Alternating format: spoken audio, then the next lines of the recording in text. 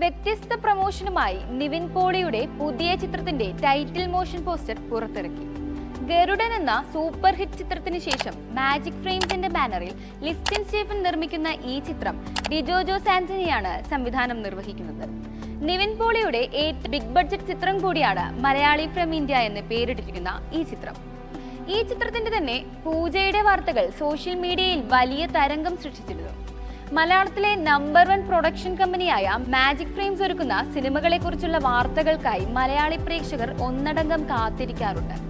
2023 ഇറങ്ങിയ ഹിറ്റ് ചിത്രങ്ങളുടെ പട്ടികയിൽ ഇടം നേടിയ ഗരുഡൻ എന്ന ചിത്രത്തിന് ശേഷം മാജിക് ഫ്രെയിംസ് അനൗൺസ് ചെയ്ത ചിത്രമാണ് മലയാളി ഫ്രം ഇന്ത്യ. ഇതിന്റെ ടൈറ്റിൽ മോഷൻ പോസ്റ്ററിന് ഇപ്പോൾ വലിയ സ്വീകാര്യതയാണ് ലഭിക്കുന്നത്. ഇതിനായി ഒരു ഗംഭീര പ്രമോയും ഇതിനകം അണിയറക്കാർ പുറത്തിറക്കിയിട്ടുണ്ട്.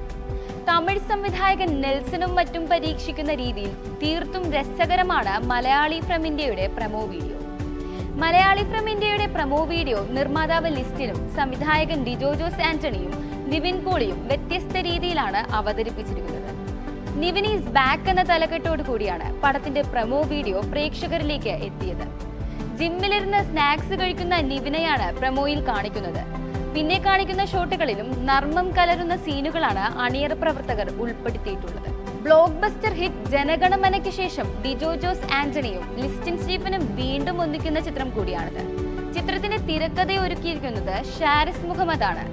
ചിത്രത്തിന്റെ ഛായാഗ്രഹണം Sudeep Elaman, line producer Santhosh Krishnan, executive producer Naveen Thomas, art director Prashanth Madhav, വസ്ത്രാലങ്കാരം സമീറ സനി, മേക്കപ്പ് റോണക് സേവ്യർ എന്നിവരാണ് മറ്റ് അണിയറ പ്രവർത്തകർ.